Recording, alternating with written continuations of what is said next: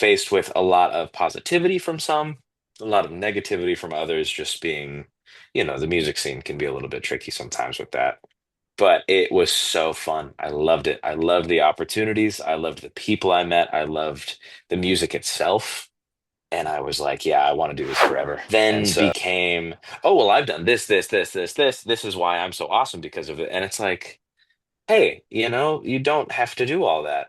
And so I would say the first questions that you have to ask yourself is what is your goal? Like, what do you want to get? And it's a fading genre, which makes my heart kind of sad. I feel as though it's been confused for pop in a lot of different ways, where people are starting to call pop rock, and they're like, that's the new rock, running up that hill, Yes, yes, yes, Yeah. yes, My dad, who was, very much well in his teenage years during that time when that song came out, Kate Bush, that's what's by.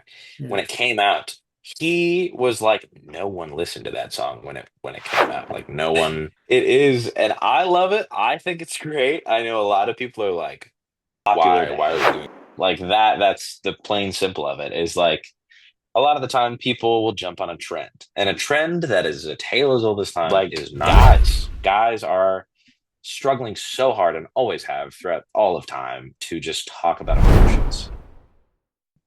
Okay, hey everyone, welcome to No Budget Filmmaking Podcast, and this is Abhi, and this is why my one of my favorite people in the world, Matthew, who does not need any introduction, but he will introduce himself right now. Avi, a privilege as always. Getting to talk to you is always a joy, man. Yes, hello everybody. My name is Matthew Lombardi.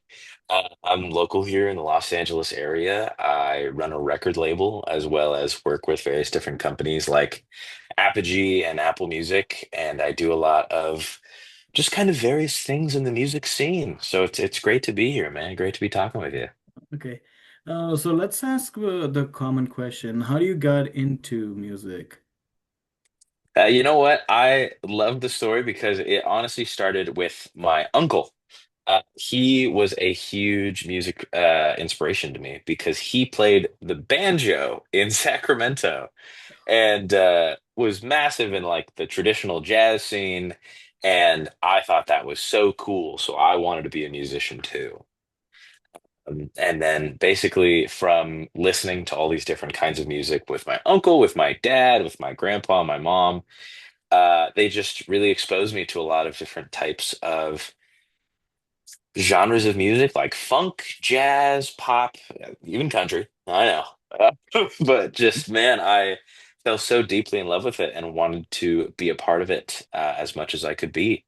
So started playing drums when I was around like 4 or 5. Um, and then from there, just kept playing, had a really good time, and participated in some of my like school jazz bands as well as just various other bands throughout the different towns I lived in. And then that brought me to CSUN. I got the privilege of meeting Mr. Abe, which was fantastic.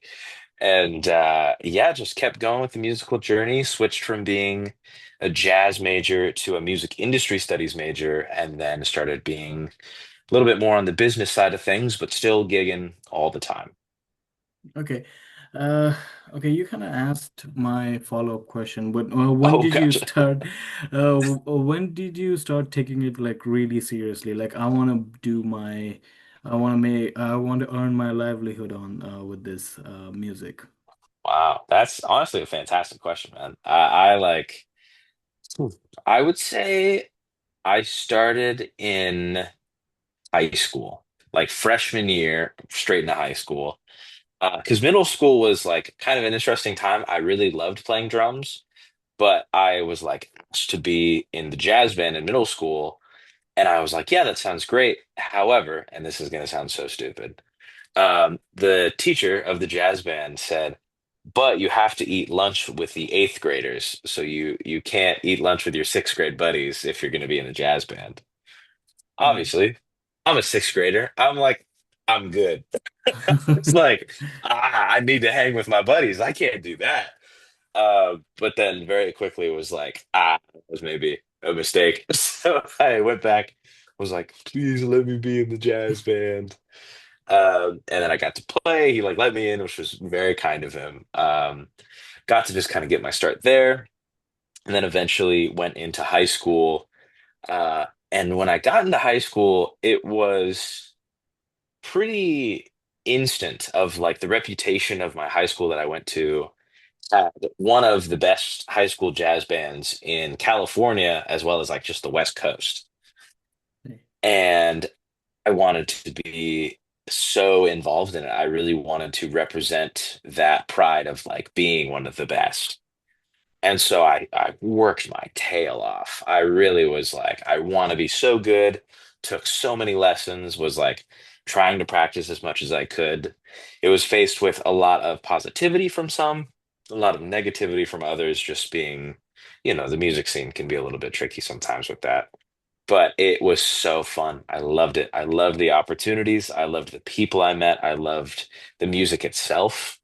And I was like, yeah, I want to do this forever. And so since that freshman year of high school, I've just continued ever since. Oh, okay. Uh, okay, so when you started taking it seriously, moreover, did it break the facade or the image that you have in your mind that everything would be shiny and brightly and everything, or did you see like, okay, oh, this is not what I thought it was. Did it Uh, happen? oh yeah. Oh man. Yeah, I was like, oh, this is like the greatest gig ever. This is fantastic. Nothing bad could happen, right? Right. Well, so that was a little tough, especially being so young and trying to already get into the music scene. And like, oh, I have these dreams of moving to LA, being a musician. And I was like, oh, that's so doable. No one else has had this idea. Uh, Yeah, but so tough. I forgot. You didn't mention your high school. What was your high school?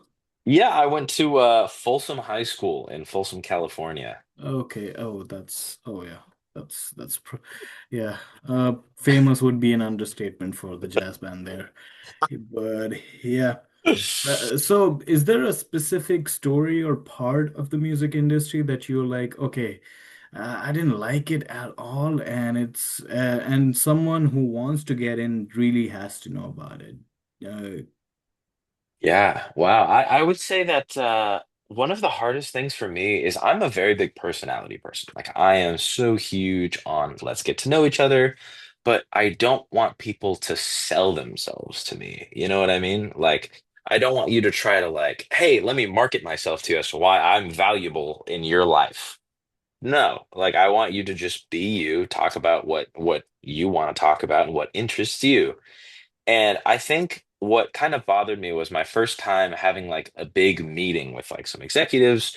It was like very important. We were trying to make a deal of like doing a partnership. And I get in there with the people that I had been requested to go with. And just the first thing, as soon as we sat down, they're instantly trying to market themselves to these people. And so what started as a simple like, hey, everybody, introduce yourself, then became, oh, well, I've done this, this, this, this, this. This is why I'm so awesome because of it. And it's like, hey, you don't have to do all that. And so, I'm watching the reactions of the people that we're meeting with, and they're just totally tuned out. They don't even care. They're like, all right, like these people are trying to sell themselves to us as per usual that people do. And then comes to me, and I'm like, yeah, my name's Matt. And I just start listing off facts about myself. I don't list off my accomplishments. I'm like, yeah, like my favorite color is purple. I love sushi. And like, I was just being unbelievably real because I'm not trying to be like, this is why I'm valuable to you and you need me. No, because nobody needs me. They can find that anywhere. But being a human, being able to like just be yourself has become so rare in the music scene. And I really was turned off by that for a bit. Um, but it just takes trying to be the one initiating it, trying to be the one that's like, hey, like, stop. You don't have to talk about that. Tell me about you. Tell me about this. And I love doing that. Every time I meet people, every time I meet a potential client, an artist, anything like that, if they start trying to like sell themselves, I'll stop them. I'll be like, "Hey, I don't want to hear that. Like, tell me about yourself." Um, so that was a hard hurdle to kind of get over for a bit there. Okay. What I'm listening is that try not to sell, but in a word, like try to sell your personality rather than your skills, because I think skills are almost easier to find, a dime a dozen, as they say. Okay, that's a really good message. And again, it's okay, I really want to lean into the music industry in a sense, like at the end of the day is a business, and sometimes you're working. Okay, sometimes talent is not the only thing you need apart from your personality. What else do you think people should work on? And again, everyone, uh, let's say everyone thinks of being a musician and a rock star at some points, but we don't. So, what questions I think we should ask to ourselves before getting into? You know what? Man, I'm loving your questions. These are fantastic. Oh man. I would say the first questions that you have to ask yourself is what is your goal? Like, what do you want to get out of it? Because you can't necessarily just be like, oh, well, I just want to be in it. It's like, cool, but what specifically do you want to do? And that is what you need to realize first and foremost. So, first, realize what do you want to do? What do you want out of it? Second thing is get to know people, meet people. You have to be honest with yourself and be like, hey, do I feel like I have the kind of personality where I can talk to people, get to know these connections? Because connections are everything. They are so important and get you so many opportunities. You meet so many new people. Sometimes you meet celebrities just off of a whim because it's like, oh, this person is the cousin of so and so. And it's like, awesome. That's fantastic. So those are first two, and then the last one that's I think the most important. Once again, what do you want to do? You got to meet people, get to know people. Is you cannot be anybody but yourself. If you are trying to replicate an already done thing or trying to be a musician or an actor or something like that, that's already an established entity, you're you're unfortunately going to fail and maybe suffer such things like imposter syndrome, like feeling like, oh, like, am I really who I am, or am I just this person trying to be this person? And just individuality is so important. You have to find your specific sound, your specific niche. And, especially being in the jazz scene, there's a huge culture on like, oh, well, I want to play drums like this guy. I want to be like Art Blakey, or, oh, I play trumpet. I want to play trumpet like Miles Davis. Okay, that's cool that you can play like them, but don't be exactly them. Don't play exactly like them because that's not original. That's not you. And then you're just robbing yourself of having an original sound, being unapologetically yourself, and having people love you for that. So that is biggest thing for me. Please be yourself and don't try to be others. Okay, so what I'm hearing is that first you have to know that what you want to do exactly. Do you want to be a star or not the star, but do you want to play just for the fame and fortune, or do you want to play because you have music in your heart? That's and the second one, meet people and make connections. But I'm thinking of it as an introvert myself. I would be like, oh, I hate meeting people, or I'm really introvert. What should I do? Oh my God! But I really love music. What should I do? You know? Yeah, yeah, And the third thing I'm thinking is like, the third thing what I'm listening is that uh, you can be inspired, but you cannot be a copycat, right? exactly. Yeah. Okay, so what do you think about the people who are like me, introvert, and they need someone like you, a really extreme extrovert, to latch on to? Man, I mean, I'll tell you honestly, is that's kind of one of those things is like don't ever try to force yourself to be out there talking to people, doing all that kind of stuff. Be unapologetically you, like we talked about. Just be yourself, and people will gravitate towards that. You don't have to go find them, they'll find you. And, when you have such incredible people like yourself who are very kind and very, very just amazing to be around, they always have such interesting things to talk about. You feel like they care that you are in front of them talking with them, which again, I appreciate you being that kind of individual. You're an incredible human being. Thank you. And if you just are yourself, people will be attracted by you. They will come to you. You don't necessarily have to go try to find all these people.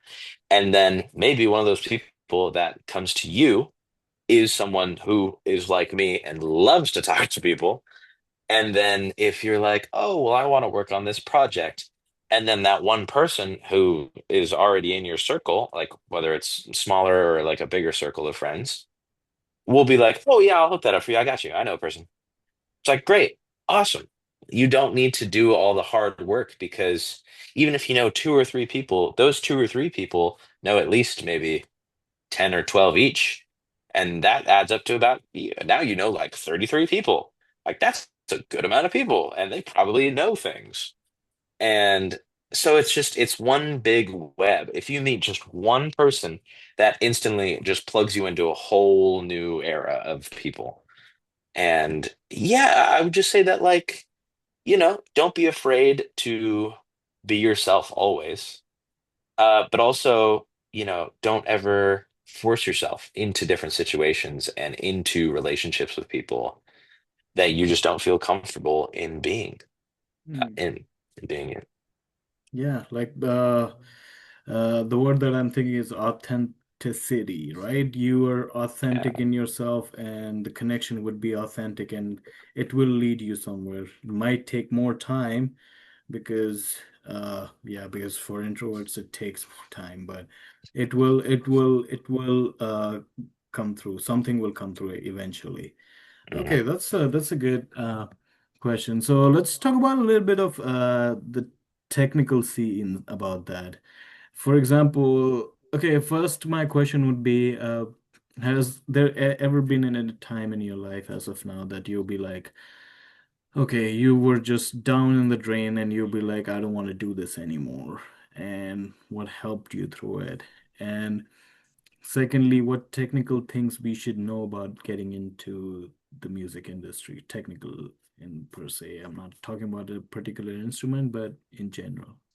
Totally. Yeah, I honestly I would say that there have been 2 points in my life where I faced those kinds of challenges. And one of them was again back in high school. Um, it was a very tough space to be because already high school is hard for people because it's not an easy thing. You're like growing up, you're getting to know all these people, you're taking all these classes. It's hard. Um, but within that, I got into this jazz band. I was very excited, and my very first year, there are the three jazz bands. There's A band, B band, and C band. I got into the B band, which is like the second best. And as a freshman, that was a little rare, but all of my friends who I was in a middle school band with and got into C band instantly turned on me. They didn't want to talk to me. They were like, "Oh, he thinks he's better than we are," like blah blah. I haven't even said anything about this. The list just got posted. They haven't even spoken to me. They haven't even been like, "Oh, how does he feel about this?" They immediately are just, "Oh," because it's a mixture of jealousy. It's a mixture of just toxicity. It's bad. It's really unfortunately common in the music scene. There are a lot of people who are not excited about you succeeding because they want to succeed selfishly. And so that was already a little hard. And so I lost a lot of friends, but I was excited about the opportunity. And there were still some people who also had gotten into the same band that treated me the exact same. And I was like, awesome, great. I still feel very validated by these people, which is great. Then the very next year, I got into the top band as a sophomore because the director of the jazz band really liked me and liked my playing and was like, yeah, he's our next guy. And I got into the top band over a senior, and usually it was like typical that the seniors would be in the top band just as they graduate. So that created almost like one of the biggest rifts in that kind of scene in that high school because I had maybe two people who were supportive of that. They were like, wow, like I'm really happy for you. That's really awesome. And like you deserve it. Literally every single other person is like, oh, you so don't deserve it. You suck at drums. Like, how dare you take that spot from them? You did this. I didn't do anything. I just played drums. Like, I was just put in this by the director. I did not choose to be in here. I did not choose this, this, this. This is just what happened. And because of that, I unfortunately like had no more friends in the music scene. And all of my friends that I made were all had nothing to do with music, hadn't even touched an instrument before their entire lives. And those were the only friends I had. And so it was really lonely. It was really, really hard walking into a rehearsal and having just everybody look at you like you don't belong here. Mm. And that was very discouraging. But throughout the year, playing at all of these shows, getting these awards, getting these accolades, and getting to play on a huge stage, having my whole like face on a big screen in a stadium rocked. And I finally had people starting to give me recognition, give me like friendship, and be happy for me or be proud of me. Because that's all I ever wanted. I wanted people to like me. I wanted to be friends with these people. And it took forever. But after finally reaching that point, I really got inspired again. I was like, you know what? Music is great. Everything's fine again. Everything's great. Get into college, super excited, start doing jazz. And unfortunately, it's just the same thing all over again. It's like there's a toxicity of people that are like, oh, that should have been me. And obviously, like, I wish for nothing but the best for everybody. But that's just something you will face in the entertainment industry, period. No matter what it is, if it's movies, if it's music, there will always be people that are bummed they're not you because they wanted that position, they wanted that song, they wanted that thing. But you got it because one reason or another. And I would say the biggest piece of advice I would give to people who go through that, which I never hope for people, is to never take it personally and to never let that be a reason you don't take a job or don't take a song or don't take something because you earned it. There's a reason you are chosen to do these things. And you shouldn't let other people's jealousy and selfishness rob you of opportunity. Um, And yeah, that it took me a long time to learn that, but after finally getting to a place where I now know that, it's awesome. It's great. And I could not recommend it to enough to people. Hey. Well, that's thank you for sharing that story, and that's really motivating to people who listen that you've gone through that. And surprisingly enough, I can relate to it because I was cornered too in high school and during my undergrad for being smart. So there's that feeling again that why is he succeeding? And I was like, I'm just doing what I'm being told, and why are you guys hating me for no reason at all? Yeah, So yeah, that's really discouraging. And thankfully, you had other friends and you went through it. And that's one of the good lessons that anyone who's new can relate to, that just don't take it personally, right? big time. And mine was like I had this two core people that when we just used to talk sh everything under the sun and do every worst thing. We made fun of everyone, including ourselves. So that was quite better. So my next question would be, what about the technical things? So, apart from again, everyone loves to play and everything, but things get boring when it's technical. Mm. So, how do you pass time during that time? Yeah, during a lot of the kind of technical stuff, it can get hard to be involved and to be focused. Um, because it's like not that interesting sometimes. But I feel as though if you're able to choose and pick the various things that you hear or learn within the technical stuff, you can find a way to enjoy it. Like learning about kind of like the equipment. Some people are equipment nerds. Like they know every single thing there has to be under the sun that has to do with musical equipment. And then there's some people who are just, I couldn't care less about like what goes into making it. I just want to make it. And, there's the two sides of the spectrum. That's fine. That's totally fine. But with the technical stuff, you just have to find what's interesting to you, try to embrace it, try to kind of think about, okay, what do I want to do with this knowledge that I now have? Because although it may be boring, it's very important. It's very, very important to pay attention to the little things as well as some of the bigger things that have like a lot of multi-step processes of like, this is how you use this interface. This is how you use this. It can be a total drag, but gosh, it's important. It really, really is. So I would say just tough it out. I promise it'll be beneficial in the end, Okay. but definitely it's good. It's good Yeah. stuff. And as you said, it helps in the end, right? And Mhm. I'm assuming in the moments that you don't realize it will, I guess, right? Oh yeah. Okay. Okay, so next thing I want to talk about is the current music scene. If Mm. you are much in tune with the pop and everything, or are you just into jazz? If Oh, I'm I'm big time in all music. I am loving on everything.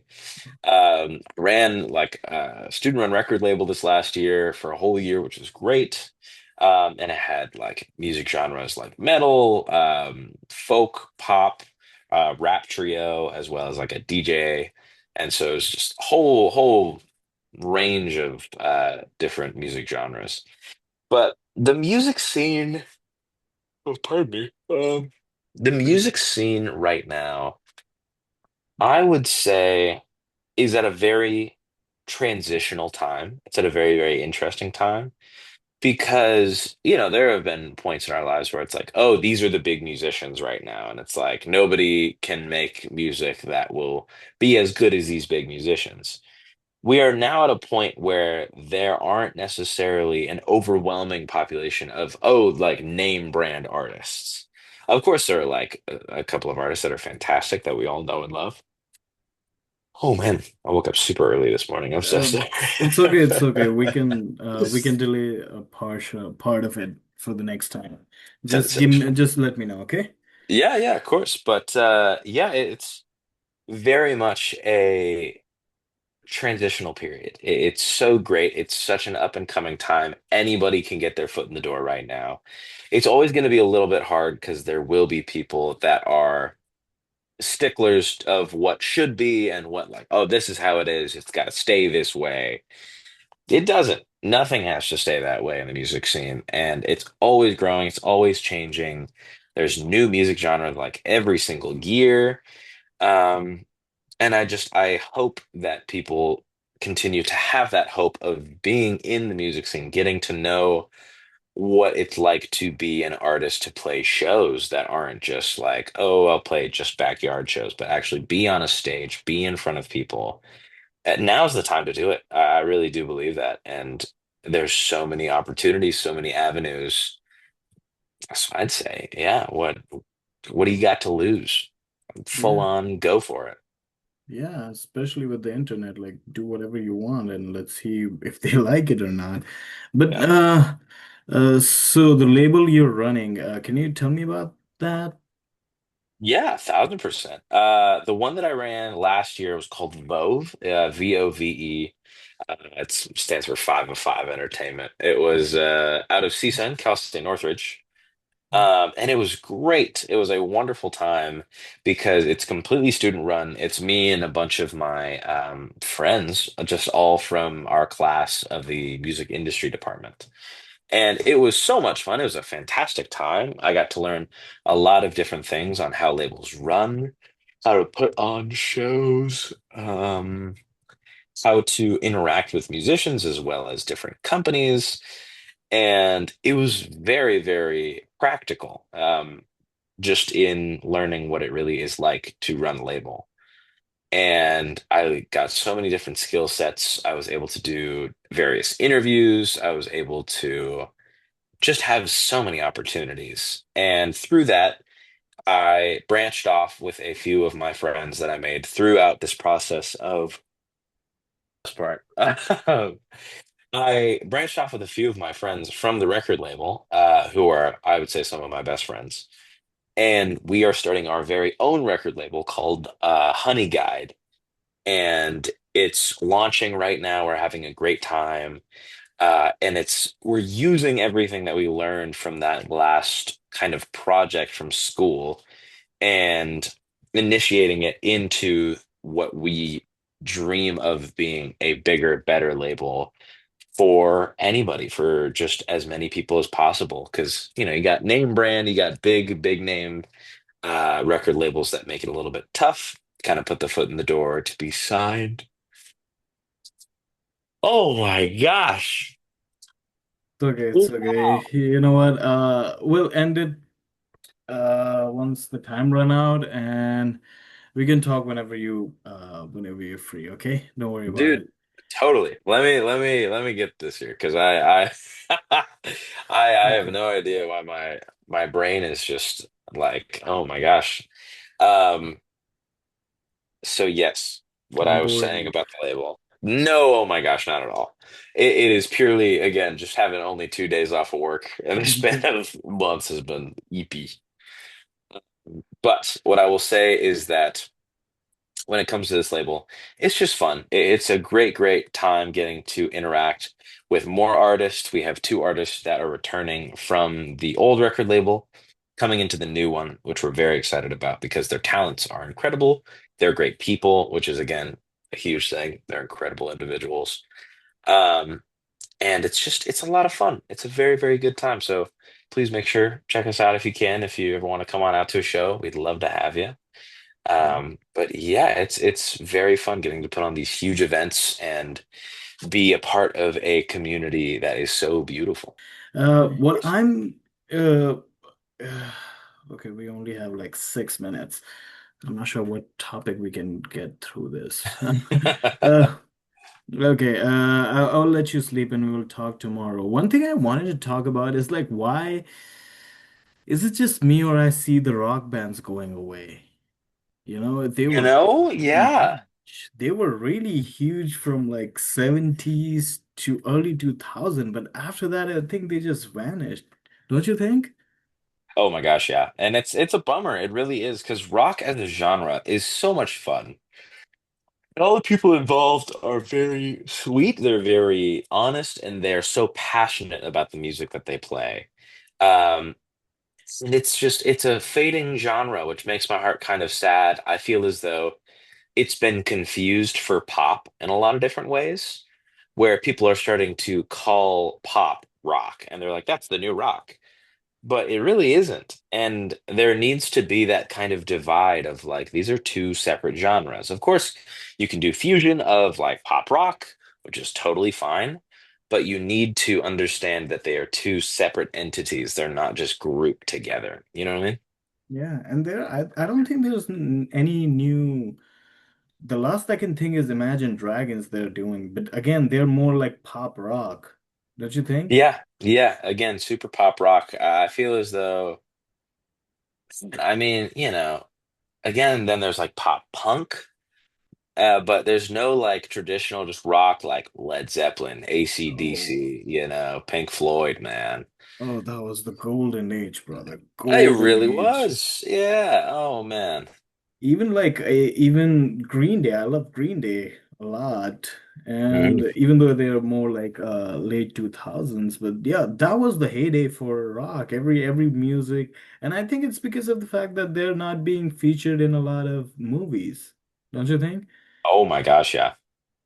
because Yeah, yeah, most yeah. of the time it's pop music, and which is kind of weird. And one thing that I do like about the current music trend is that we're giving a lot of love to older songs like Yeah. 60s and 70s. I love that. Oh my gosh, yeah. And it's so interesting because, I talked with my dad about this, but like, for example, you watch Stranger Things, right? Like you've Yes. seen. Yeah, Yes, yeah. yes. There's that one song, I think it's by Kate Hill, which is like running up that hill. Yes, yes, yes, Yeah. yes. My dad, who was, very much well in his teenage years during that time when that song came out, Kate Bush, that's what's by. When it Yes. came out, he was like, no one listened to that song when it came out. Like no one even knew about it. And now, because of this show, it's grown significantly in popularity. Now, Kate Bush is a well-known artist, whereas before, like that song did not do well originally. And now it's been 30 years, it may be more. And now it's instantly taking off. It's skyrocketing. People are listening to it constantly. They have it in playlists. It's like, wow, time and film and television really do help out artists. And it's incredible. It's really, really incredible. Yeah, and even TikTok or Instagram Reels, some songs get famous there. Like I'm thinking about Pretty Little Lady. I think you have heard of that Pretty Little Lady, Oh, and yeah. no one knew about it. And I have the lady that I live with. I call her grandma, and she was like, "It was released in my time, but I didn't know it existed." So, that's Yeah. really funny. And one thing I really think about it, even though it's a little bit silly, but Never Gonna Give You Up. It reached 1 billion views just because of it was a meme. It's a good I song. love that song. But yeah, it's a meme, it's a joke. Like people listen to it because they're like, this is funny. But like, and then it becomes first, it's like, oh, this is funny. This is cultural, like meme culture kind of thing. And then it is just like, oh, I love this song. Like Yes. it transitions from a joke to like, this is just a good song. Yes. And that's how music like that's how we get more music gets more exposure. So that's why I guess a lot of other artists are thriving. But yeah, it's Mhm. just it breaks my heart a little that we rock is not getting as much love as it used to. Yeah. And I mean, it's also tough because like you see a lot of these rock bands that are from like the 80s and the 90s still touring, putting on shows, going and like doing concerts and stuff. But, obviously they're trying to keep rock alive when it's just such a hard time because a lot of the people that listen to rock are that of an older generation. Like a lot of the younger generation listens to a lot of hip hop and rap and pop, but there's not as much rock, Yeah. unfortunately.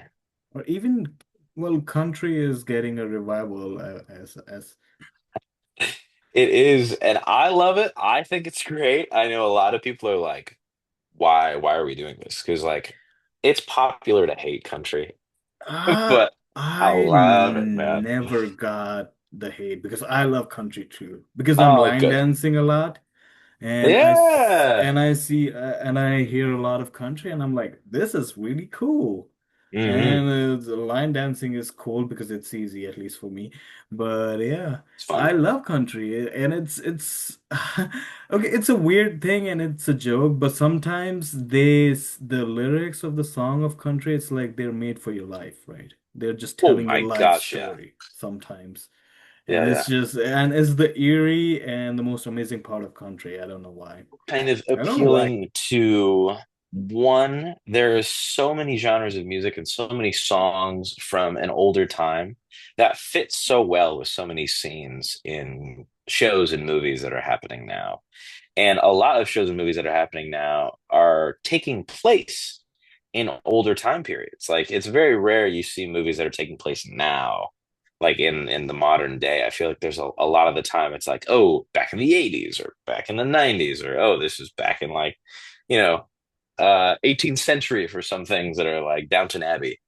But a lot of the time they choose songs that fit the time period. And so a lot of these time periods are all during like the peak age of rock. Um, and it's just it's unfortunate because again, it just highlights how good of music rock is and how it is such a emotional music in the way of how it gives you such energy. Like a lot of the time they'll play rock during like a fight scene or like something that's really exciting and it's like, oh my gosh, I feel so pumped up right now. And then, if you have maybe kind of the movies and TV shows that are set in the modern time period, a lot of the time they'll put in songs that have some pretty, I would say, tough emotional chords. Like things, sometimes they'll add in some songs by Billie Eilish. For example, in the Barbie movie at the very end there, I mean, wow, that scene itself is beautiful. It's a very, very powerful scene where it's going through, showing all of these different memories of like girls and women and like really, it's powerful stuff, but it wouldn't be as powerful without that song choice. Like it really is so important when you are selecting music for film and for TV to really make sure you are picking something that really connects with whatever is happening, as well as will connect so deeply with the viewer who is watching the piece of media in front of them. It's really important. Yeah. Oh, I just remember what we were talking about. I was asking why people hate country music so much because it's so amazing. You know, uh, to be completely honest, people love to hate it because it's popular to hate it.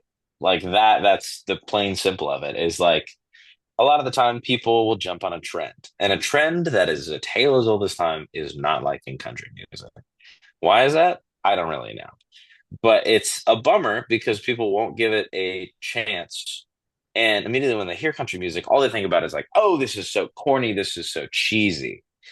No, it's not. Like it's got a lot of emotional lyrics. It's got a lot of different things. But what they look at is not those songs that hold a lot of emotion, a lot of beauty. They look at songs like Green Tractor that talks about, hey, I own a green tractor. It is good. I love it. It's like, okay, well, that's like one out of like thousands, hundreds of thousands of country songs that are so beautiful and amazing. But all they think about is like, oh, talks about like beer and women and tractors, and I don't want that. That's It's not all it is. it's not at all. Yeah. It's not at all. And okay, my controversial opinion is that hip hop nowadays suck. It's Mm. all about I body want to hear about this. parts.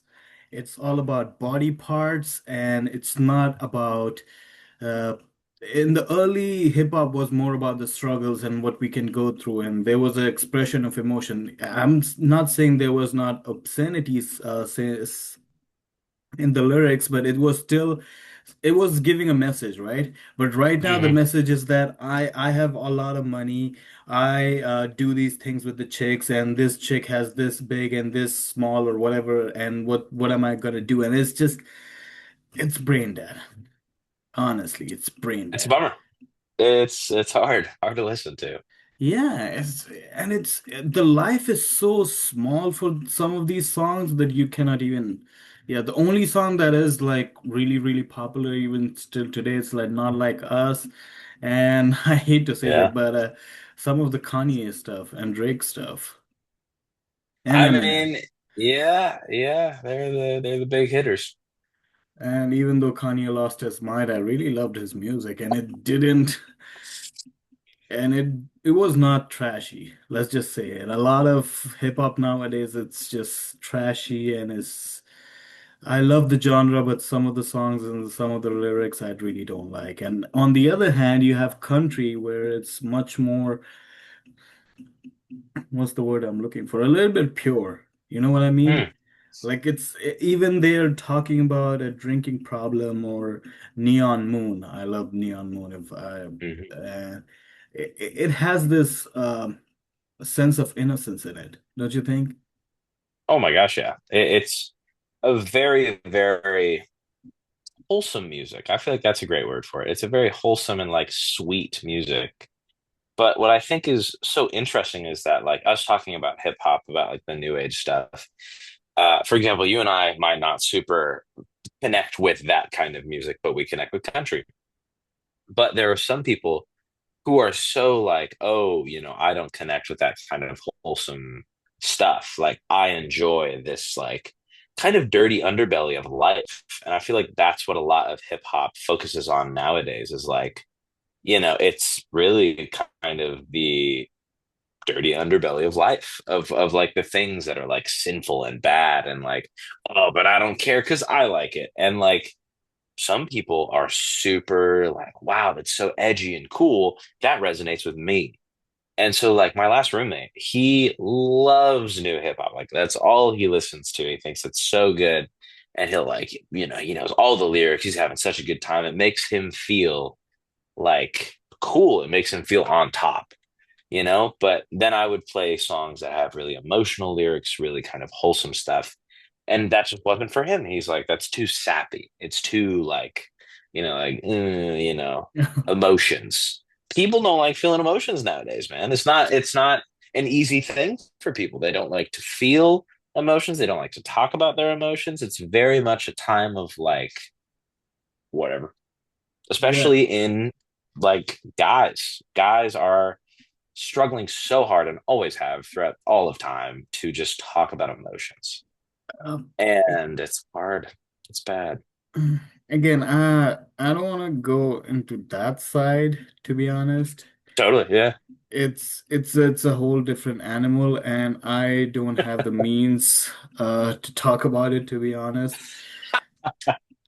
That's But fair, man. but it's if I have to throw in my 2 cents, it would be more like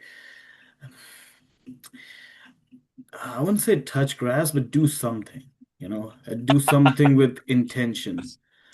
Yeah. And it will help you because I can tell I feel lonely. I'm technically in a different country that I was born in, but I'm Hmm. still doing something, right? If you're all day just do games, fine, do that. Play online, but make it a goal and see what you can achieve. Stream it, right? And see what you can go through that. That will help you, and I'm 100% sure you'll find people there and you will be more happy. Hmm. Uh, just, I hate to say that. If you just, and the only release you have, only outlet you have is just spewing hate online, you're a lost cause. No one can Yeah. help you. No one in the world can help you.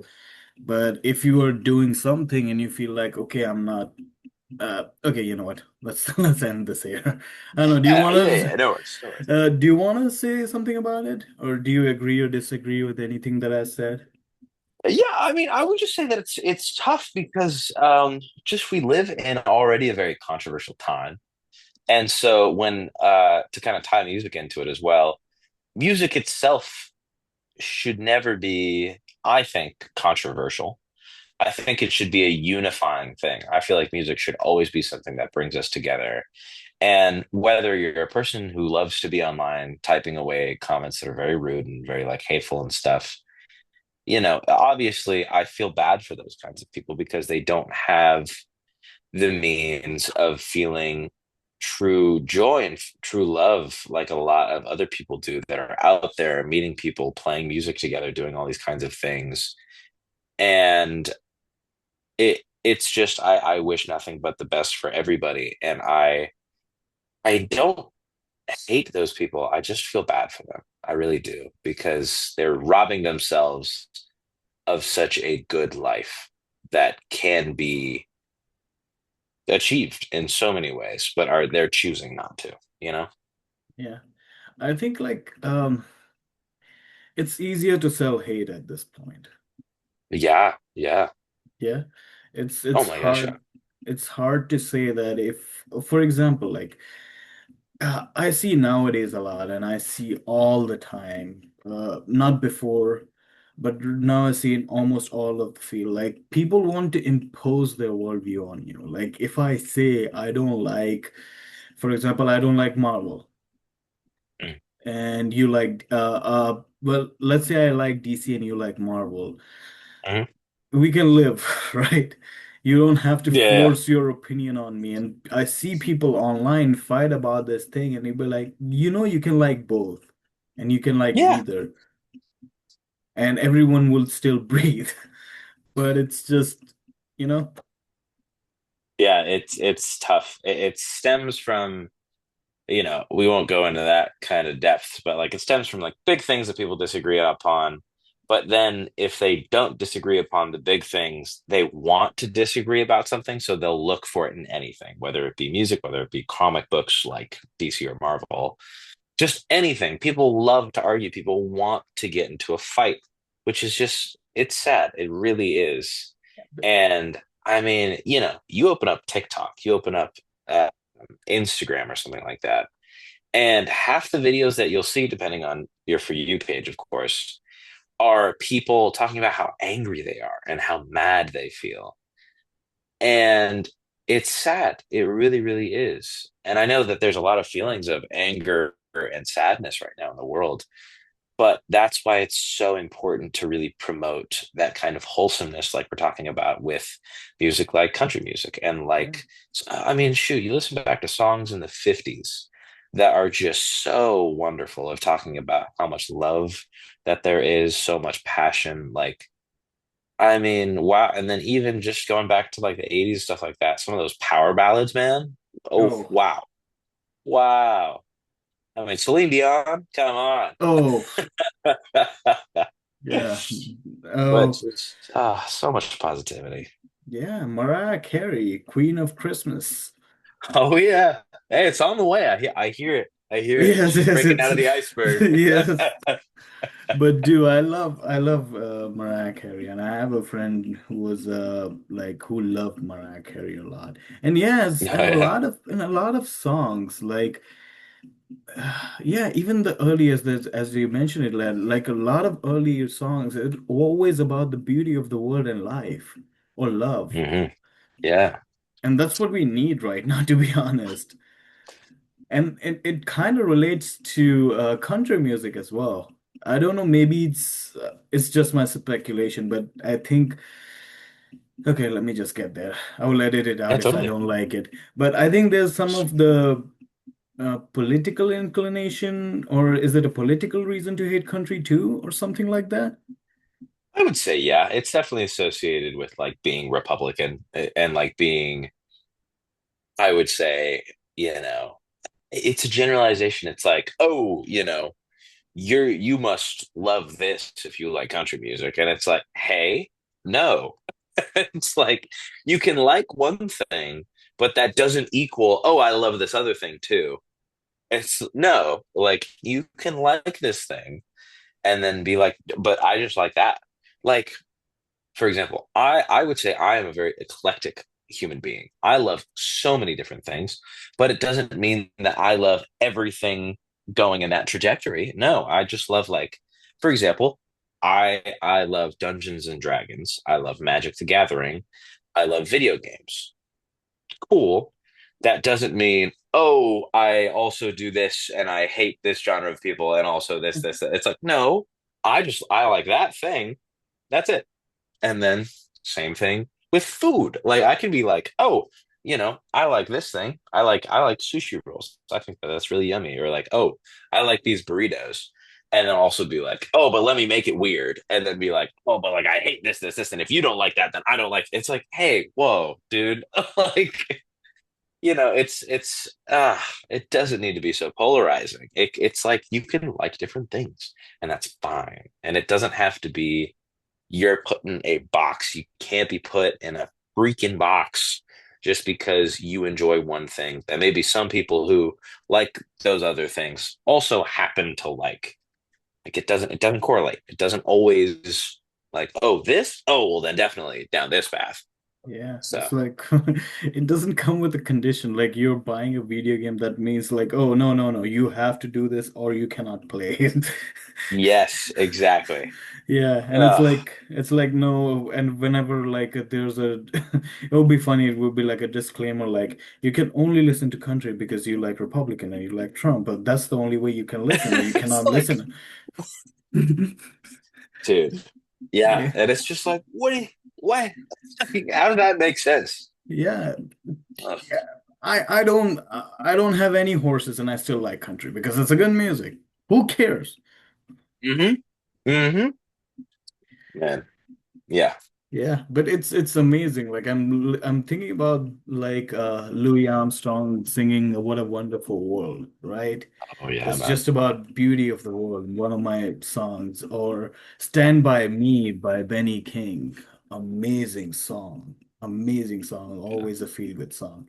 And I guess that's why they're coming back because at this time we need some relaxation, you know what I mean? With all the madness that's out there. And I think that's one thing that I really love that you said music can be unifying. Yes, And dude. and I think putting it in a box is just it doesn't make sense to me. Yeah, I agree fully. It's something that should be shared and should be open to anybody. Like, it should never be in a closed box, locked away, or like, oh, well, this is my thing. No, it's for everybody. And that is how music should always be and has been for a very, very long time. Of course, you go back historically and you can find many, many instances of like a lot of segregation in music. But right now, we are in a time where we are finally coming together musically, which is awesome and is so cool and should stay that way. It shouldn't be added into all of this disconnect we feel with all of these other things that have nothing to do with music, but also people are pulling in things that also have nothing to do with the main disjoining thing. And they're choosing to hate each other over all of these things. You can't choose to hate people over what music they like. That's not something that should happen, and that's not something that I hope ever happens because it's supposed to be a sharing experience. It's supposed to be a, oh my gosh, let me show you this artist that I really like. And then I would love to hear somebody that you really like. Like let's collaborate, you know? Yeah. Um so I want more of that. Yeah. And even if I don't like your recommendation, we can still be friends, you know? Yes. Yeah. I will not say, okay, oh my God, you recommended this song to me. You're dead to me, you know? Yeah, and it's not like, oh, you like this artist? Well, that must mean you have low intellect. It's like, what? Dude, like, no. Yeah, Uh, it's stereotyping and it's all that BS that comes with it. Like there was this one trend. I didn't know about that and I still don't get it. There was a trend of hating Nickelback and it's still there. yeah, And I don't this know is a big trend. why. Can you educate me on that? Because I don't know why. 1,000%. So with Nickelback, what I think is funny. I personally love Nickelback. I think that they're a great band. Same. But the reason why people made jokes about them and were like, oh, is because they were, I would say, one of the first ever examples of people being like, oh, they're like industry plants. Because they made songs that just, every song was super popular, which is good, but also they all sounded kind of similar in one way or another. And so people were like, oh, they're fake, they're not real musicians. And so people, again, it goes back to what I was saying. They people were jealous. People were jealous of how successful they were and were upset selfishly that it's like, oh, well, I could do that. Like it's like one of those things where you're watching football and you're like a 50-year-old man sitting on a couch. I could do that. I could throw that ball. That's what people were like with Nickelback. They're like, I can totally do that. That song's so easy. And it's like, no, you can't. Like, what they're doing is incredible work. And it's not just like easy. No. Like, so yeah, that's basically what it is. Just people choosing to one, like in the first place, dislike them because they're like, I could be them. Then after that, making it into jokes, and then after making it into jokes, now being again a point where people are like, you know what? I kind of do like Nickelback. It's like, yeah, they have good music, man. Yeah, So they had yeah, amazing music. And yeah. unfortunately, may he rest in peace, Chester. Linkin Park. I love Linkin Park. Yeah, man. and Green Day. And yeah, so the Linkin Park thing is sad, but yeah, that was one of the first rock songs I ever heard in the end. And it was just, Oh yeah, man. I think it was with every one of us, and it was amazing. It's inspiring stuff, and it's what shapes us throughout our lives. I mean, the music we're exposed to as kids, and just in our younger lives in general, really do shape what we enjoy listening to for the rest of our lives. Yeah, And it's important. It's important stuff. yeah. I wish people could hear more rock, but not people. Now, Hey man, because just blast some Def Leppard, Led Zeppelin everywhere you go. yes, yeah. Yes, I will. I will. And most of, I guess it was because also, yeah, we already talked about it because because in early 2000s, if you see any movie, any teenage movie or any movie whatsoever, there would be a needle drop of any rock song, right? Oh yeah. Before any transition. So that's why they were really popular. But after that, it just went away. I don't know why. And the movies right now, that's a whole different story. Yeah. Well, you know what? One thing I will say is a lot of movies now, which I think is really neat, is that they are all original soundtracks. I love a lot of these like big motion picture films that make their own music, and it's really incredible stuff. Now, what scares me about that is I know we're in an age where these incredible musicians and these composers and stuff are being substituted for artificial intelligence. And it's a bummer to see that that's now creeping into the music scene because that's something that a lot of musicians were like, oh, that could never touch us. Like, we're fine. And then now it's happening and it's hard and it's a sad thing because there's still, if you listen closely, you can kind of tell, like, oh, okay, this doesn't sound like this is real people playing these instruments or doing this kind of thing. But it's developing very quickly and sounds better and better every week. So it's like it's a scary thing. But there is two ways you could go about it. You can try to combat it. You can try to be like, oh, I'm never doing this. I'm never doing that.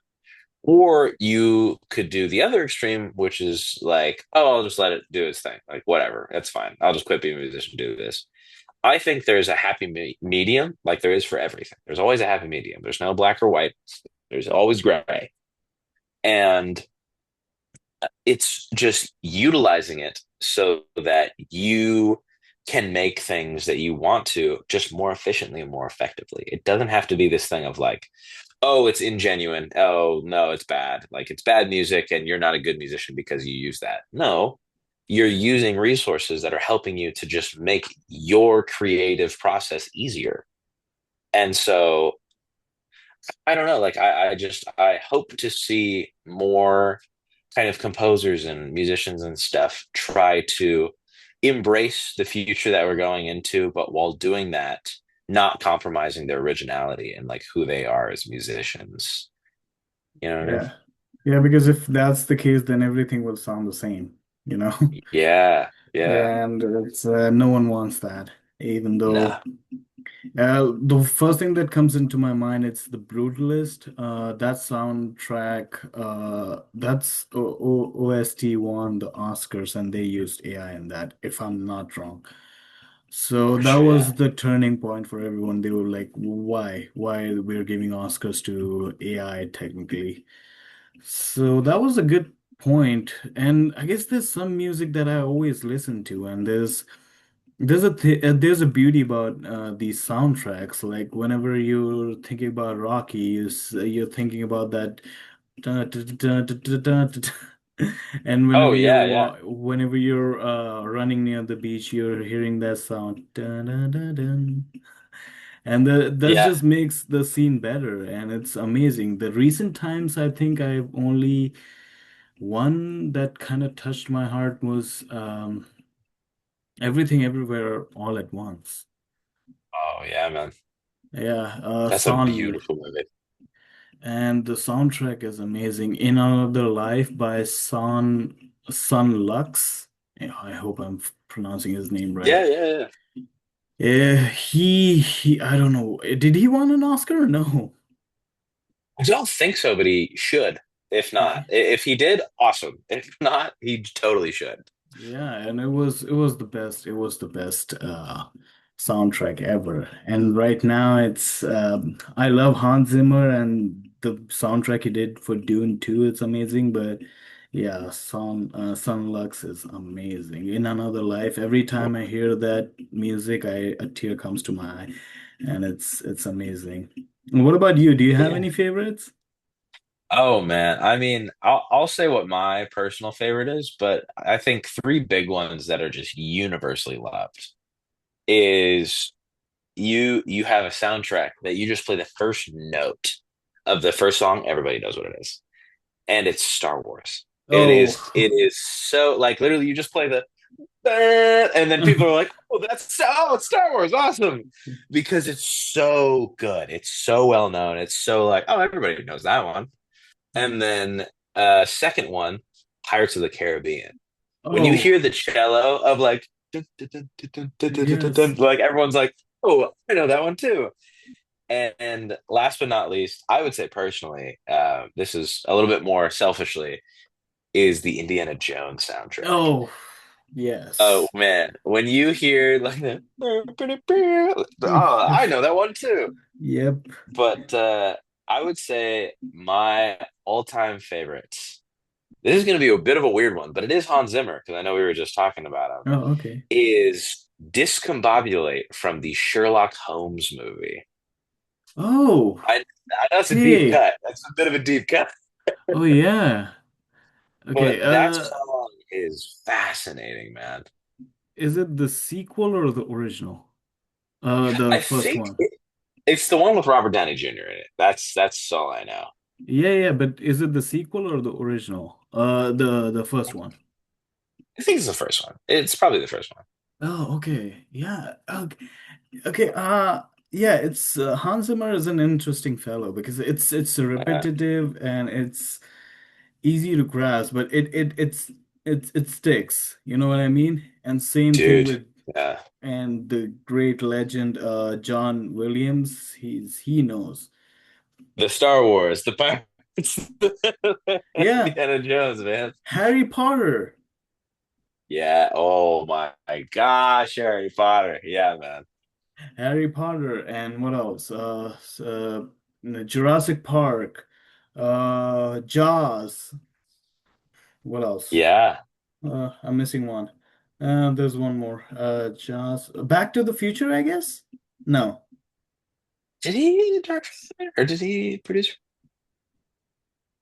You no. know, it's you know what? Honestly, John Williams has just created so many incredible soundtracks that it's kind of one of those things where it's like, what hasn't he touched? Like, what Yes. hasn't he been a part of?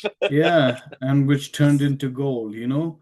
And Oh my gosh, man. yeah, and he still got nominated and didn't won, but whatever. But Yeah, yeah.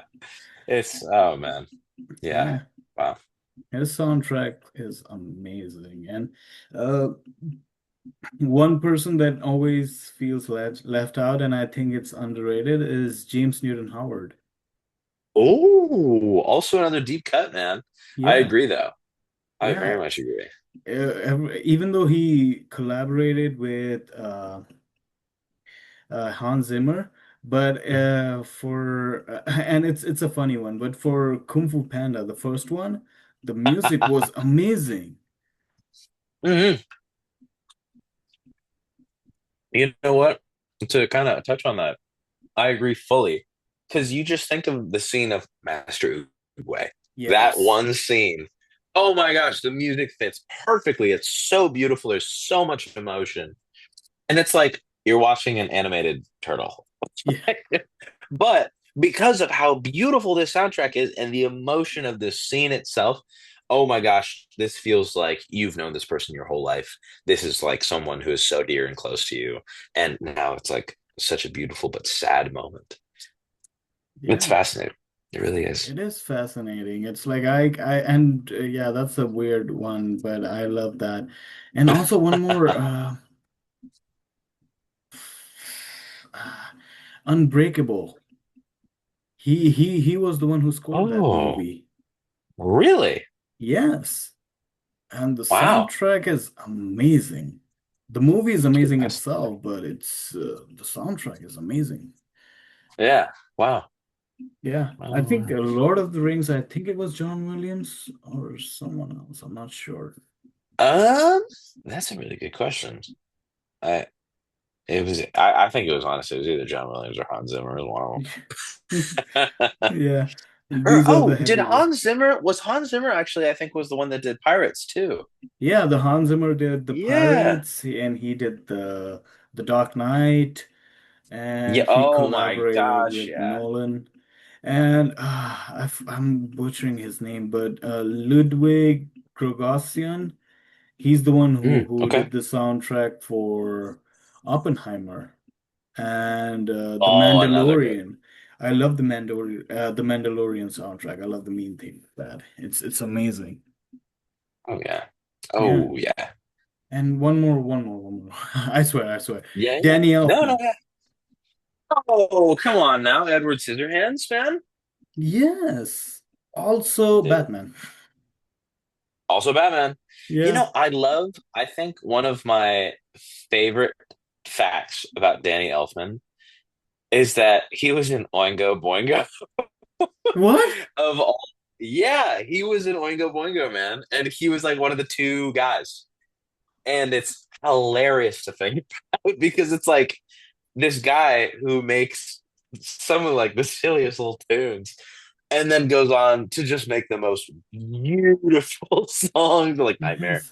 Nightmare on Chris or Nightmare Before Christmas, as well as like just all the other projects that he's worked on to just make some of the Yeah. most beautiful vocals, some of the most touching soundtracks. I mean, Yeah. it's great, man. He did the music in the Avengers movies. Yeah, yeah, man. Oh, dude, that's so cool. That's so Yeah. so cool. And one last one is Phil Glass. I haven't heard enough of his stuff, but I know of him, and I've heard a Yeah. lot of just kind of examples of his work. It's great. The one that made me his fan was The Truman Show. And he Oh, scored The Truman Show, and I love that movie and I love that soundtrack. It's good afternoon, good evening, and good night, man. I mean, yeah. yes. Again, it's I don't know how he does that, and maybe you know that, but it's whimsical and a little bit scary sometimes because Yeah, you feel big time. scared Very much big time. when like I'm thinking about that scene when he does not go to his office and runs around outside, Jim Carrey's character, Truman. Yeah. And the music, it's like getting us excited and also worried, just like Truman. And I'm like, oh my God, that's so amazing. And I could never do that. I can just say it right. I can never do that. It's like it's amazing. It's amazing. One of the Yeah, ones it's tough stuff. It's great. do you like some other soundtrack, even though you don't know the name of the artist or what? That's a really good question. To kind of touch upon another piece of media, video games. Um, I think the soundtrack of video games is insane. And one specific one, a genre of video games that I think if you were to make movies of these, they would Hmm. write themselves. Because, oh my gosh, they are some of, I think, the most beautifully scored pieces of media is the Dark Souls games, all of the Dark Souls series Oh, games, the greatest soundtracks that are so detail oriented, so beautiful, have like operatic singing, horns, all these different string instruments. Oh my gosh, it's so good. And then you go on the other side of the spectrum, that's also so good. The Undertale soundtrack, so popular. People know it by heart. Like you are like, oh yeah, Megalovania.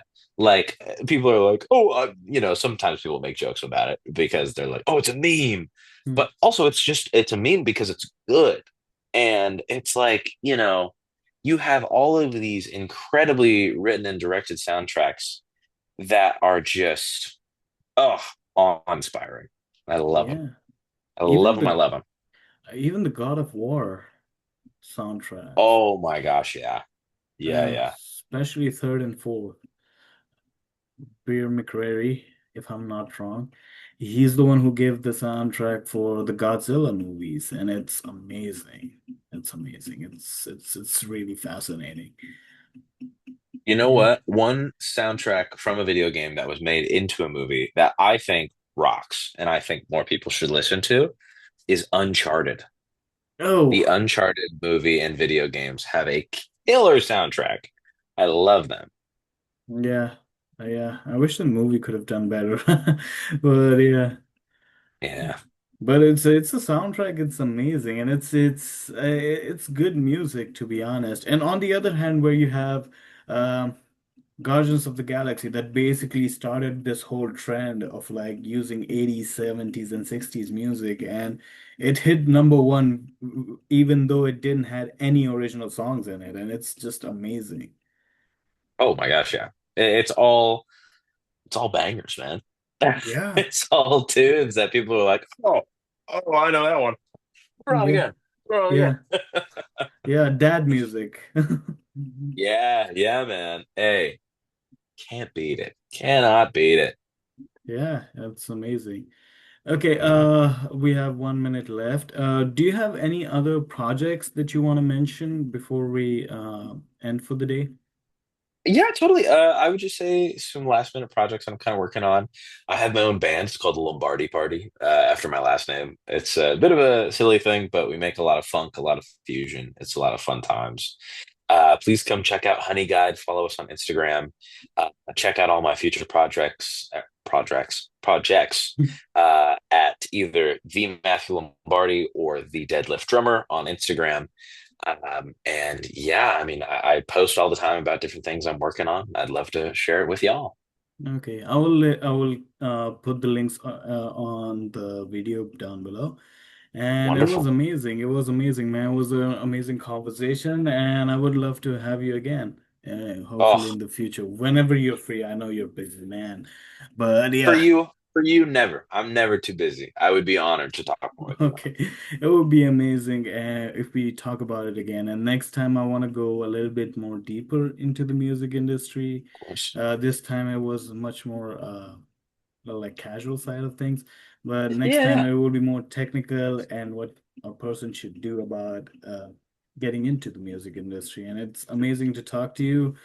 And every link that you mentioned, can you please send me the in DMs, and that would be great. And Of course. okay, and good night, man. Take a rest. I'm sorry I didn't know that you woke up early, or I would have chose No, to. you're so fun.